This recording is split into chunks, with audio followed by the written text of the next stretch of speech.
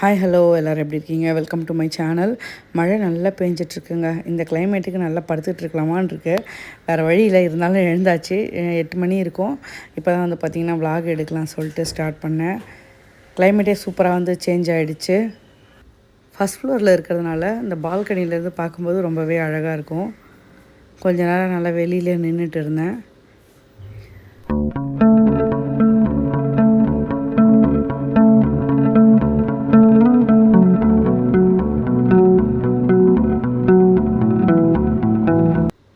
நைட்டே மாவு அரைச்சி வச்சுருந்தேன். நல்லா மழை பெஞ்சிட்டதுனால மாவு அந்தளவுக்கு வந்து புளிக்கலை.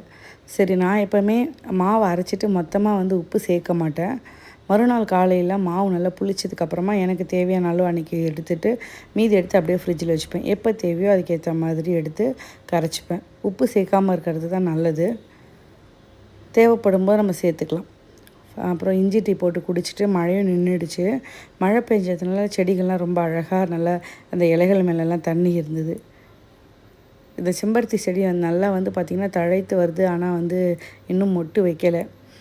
அப்புறம் டீ குடிச்சிட்டு நான் வந்து பாத்திரம்லாம் தேய்ச்சிட்டு போய் குளிச்சுட்டும் வந்துட்டேன். ஏன்னா ஹெல்ப்புக்கு வரவங்க கொஞ்சம் நேரம் ஆகும். அது வரைக்கும் வெட்டி வச்சோன்னா செய்யும்போது ரொம்பவே கஷ்டமாக இருக்கும். இது பக்கத்துலேயே வந்து பார்த்திங்கன்னா கேஸ் ஸ்டவ் இருக்கும். கவுண்டர் டாப் கொஞ்சம் சின்னது. அதனால் அப்பப்போ வந்து க்ளீன் பண்ணால் தான் எனக்கு ஈஸியாக இருக்கும் அடுத்த வேலை செய்ய. அதனால் பாத்திரம்லாம் தேய்ச்சிட்டு நானும் போய் குளிச்சுட்டு வந்துட்டேன்.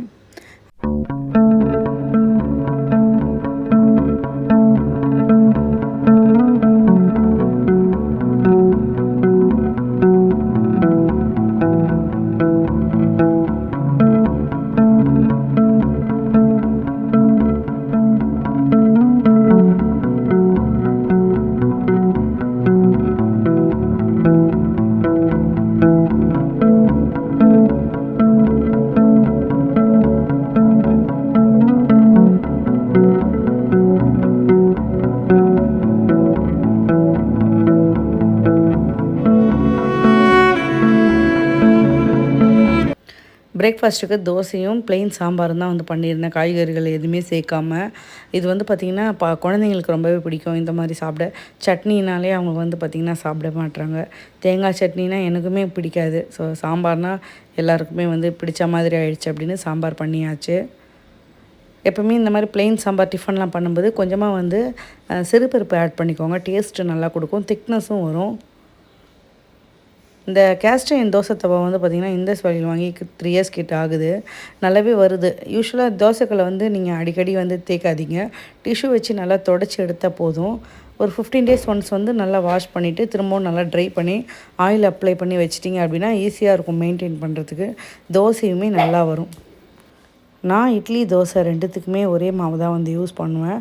ஒரே மாதிரி தான் அரைக்கிறது. நிறைய பேர் தோசைக்கு அப்படின்னா கொஞ்சம் பருப்பு அதெல்லாம் ஆட் பண்ணி அரைப்பாங்க. அப்படிலாம் கிடையாது. ரெண்டுத்துக்குமே ஒரே மாவு. அதே மாதிரி அரிசி, பருப்பு, வெந்தயம் ஒன்றா சேர்த்தே ஊற வச்சு அரைச்சி எடுத்துப்பேன். நான் கிர்னி பழம் வந்து கொஞ்சம் வாங்கிட்டு வந்தது நிறையவே இருந்தது. அதனால் முந்தின நாளே வந்து பார்த்திங்கன்னா தோல் எடுத்துகிட்டு அந்த விதையெல்லாம் சுத்தப்படுத்திட்டு இது மாதிரி ஃப்ரிட்ஜில் வந்து பாக்ஸில் போட்டு வச்சுருந்தேன். ஏசி க்ளீன் பண்ண வந்து இன்றைக்கி ஆள் வந்திருந்தாங்க. சரி, அவங்களுக்கும் சேர்த்து எல்லாேருக்கும் போட்டலாம் அப்படின்ட்டு கிர்னி பழம் ஜூஸ் வந்து போட்டாச்சு. அதையெல்லாம் குடித்து முடிச்சுட்டு லஞ்சுக்கு வந்து பார்த்திங்கன்னா கீரை, மேலே வந்து பார்த்திங்கன்னா வடகம் தாளிச்சிருக்கேன். அதனால தான் வந்து ப்ரௌன் கலரில் தெரியுது. கேரட் வந்து தேங்காய் சேர்த்து பொரியல் பண்ணியிருக்கேன். மோஸ்ட்லி நான் மண் பாத்திரங்கள் தான் வந்து பார்த்திங்கன்னா காய்கறிகள் பொரியல் பண்ணுறதுக்கு வதக்க அதெல்லாமே யூஸ் பண்ணுறது. கொஞ்சம் வாங்கிட்டு வந்த மளிகை பொருட்கள்லாம் வெளியில் போயிட்டு வரலாம் சரியாக யூஸ் பண்ணாமல் இருந்தது. அதில் இந்த பட்டர் பீன்ஸும் கொஞ்சம் இருந்ததுனால சரி இன்றைக்கி பண்ணிடலாம் அப்படின்ட்டு தொக்கு மாதிரி அதையும் வந்து பண்ணிட்டேங்க. லஞ்சு சாப்பிட்டு முடிச்சுட்டு கடைக்கு வந்து போயிருந்தேன். காய்கறிகள்லாம் கொஞ்சம் தீர்ந்ததுனால அதெல்லாம் வாங்கிட்டு வந்து ஆர்கனைஸ் பண்ணிக்கலான்ட்டு இந்த ஃப்ரிட்ஜ் ஸ்டோரேஜ் கண்டெய்னர் வந்து மீஷோவில் வாங்கியிருந்தேன். கொஞ்சம் அஃபோர்டபுளான ப்ரைஸ் தான். ஆனால் ரொம்பவே யூஸ்ஃபுல்லாக இருக்கும். கருவேப்பிலை, கொத்தமல்லிலாம் நம்ம இதில் இந்த மாதிரி டிஷ்யூ போட்டு ஸ்டோர் பண்ணோம் அப்படின்னா நல்லா 15 டேஸ் கிட்டே ஃப்ரெஷ்ஷாக இருக்கும். நான் அவ்வளோ நாள் வைக்க மாட்டேன், ஆனால் நல்லாயிருக்கும். நம்ம வந்து ஒரு 2லேருந்து 3 நாள் வச்சாலே போதும். அதுக்கு மேலே வேண்டாம். ஏன்னா அடிக்கடி கடைக்கு போகிறோம். ஃப்ரெஷ்ஷாக வாங்கிட்டு வந்து சமைச்சா தான் டேஸ்ட்டுமே நல்லாயிருக்கும். 2-3 நாளைக்கு தேவையானது மட்டும் தான் நான் வந்து வாங்கிட்டு வந்து ஸ்டோர் பண்ணி வச்சுப்பேன். இப்போ தான் வந்து பார்த்திங்கன்னா கடைகள்லாம் பக்கத்துலேயே தான் இருக்குது.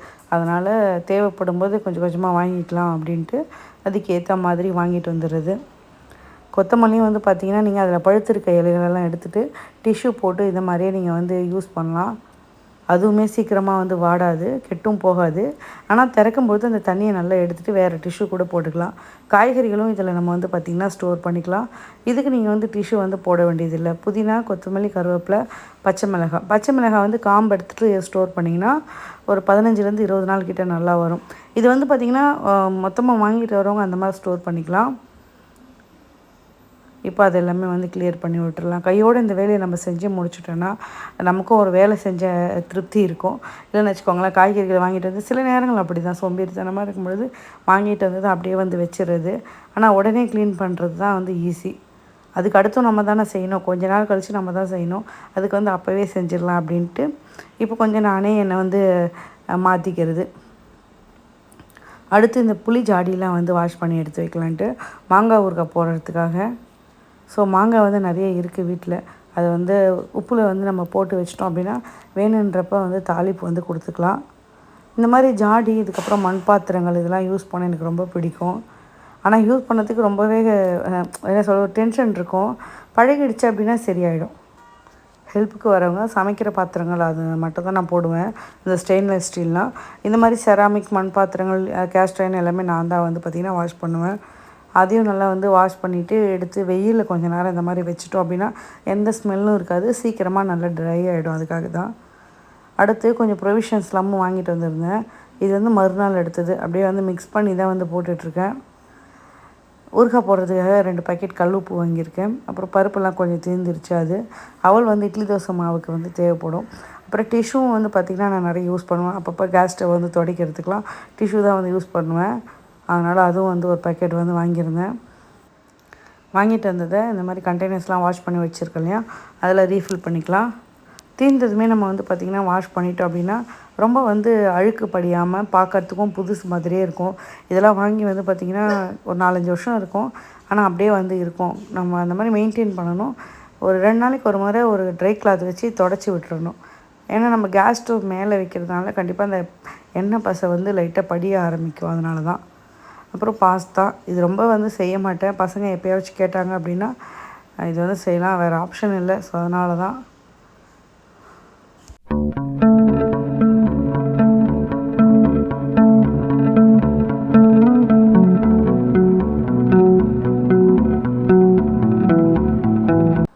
ஃப்ளிப்கார்ட்டில் நல்ல ஆஃபர் சேல் வந்து போயிட்டு இருந்தது. அதுக்காக வந்து பார்த்திங்கன்னா இந்த நியூட்ரிப்ரோ பிராண்ட்லேருந்து புல்லட் ஜூஸர் மிக்சர் வந்து ஆர்டர் பண்ணியிருந்தேன். இது வந்து 12 months வாரண்ட்டி, 500 watts வரும். இது கூட வந்து நமக்கு வந்து 3 ஜார்ஸ் வந்து வந்துடும். ஆல்ரெடி நான் ஷேர் பண்ணியிருக்கேன். ஆனால் எனக்கு என்னவோ இது மிக்ஸி கூட கம்பேர் பண்ணும்போது இது அந்தளவுக்கு இது இல்லை வந்து தான் தோணுது, ஒர்த் இல்லைன்னு தான் தோணுது. ஏன்னா இதை எடுத்து அரைக்கணும். அது மட்டும் இல்லாமல் தண்ணி இருக்கக்கூடிய பாகம் வந்து நம்ம இன்சர்ட் பண்ணுறதுனால கண்டிப்பாக வந்து ஒரு சின்னதாக வந்து ஷாக் மாதிரி வருது. அது மட்டும் இல்லாமல் ஓவராக வந்து பார்த்திங்கன்னா வைப்ரேஷன் ஆகிற மாதிரி எனக்கு தெரியுது. என்னோடய இது வந்து பார்த்திங்கன்னா எனக்கு அந்த அளவுக்கு பிடிக்கலை. நல்லா அரைக்குதே தவிர எனக்கு நெகட்டிவ் தான் வந்து அதிகமாக இருக்க மாதிரி தோணுது. ஏன்னா நம்ம மிக்சர் ஜார்னால் மேலேயே வந்து அதோட கேப்பை வந்து ரிமூவ் பண்ணிவிட்டு தேவையான அளவு தண்ணி சேர்த்துப்போம். அரைச்சிருக்கா இல்லையா அப்படின்றத நம்ம பார்க்குறதுக்கு கொஞ்சம் ஈஸியாக இருக்கும். ஆனால் இது கவுத்த மாதிரி இருக்கிறதுனால ஒவ்வொரு வாட்டி எடுத்து இது பண்ண வேண்டியதாக இருக்குது. அது மட்டும் இல்லாமல் குயிக்காக ஹீட் ஆகுது. ஒரு 2-3 செகண்ட் வந்து அரைச்சதுமே ஹீட் ஆகுது. ரொம்ப கேர்ஃபுல்லாக தான் இதை ஹேண்டில் பண்ண வேண்டியதாக இருக்குது. ஸோ அதனால் எனக்கு வந்து பிடிக்கல. வாங்கிட்டேன், ரிட்டன் போடலான்னு பார்த்தாலும் சரி இருக்கட்டும் அப்படின்ட்டு விட்டாச்சு. நான் வாங்கிறதுக்கு சஜஷன் யாருக்காவது கொடுப்பேனா கேட்டிங்கன்னா கண்டிப்பாக கொடுக்க மாட்டேன்.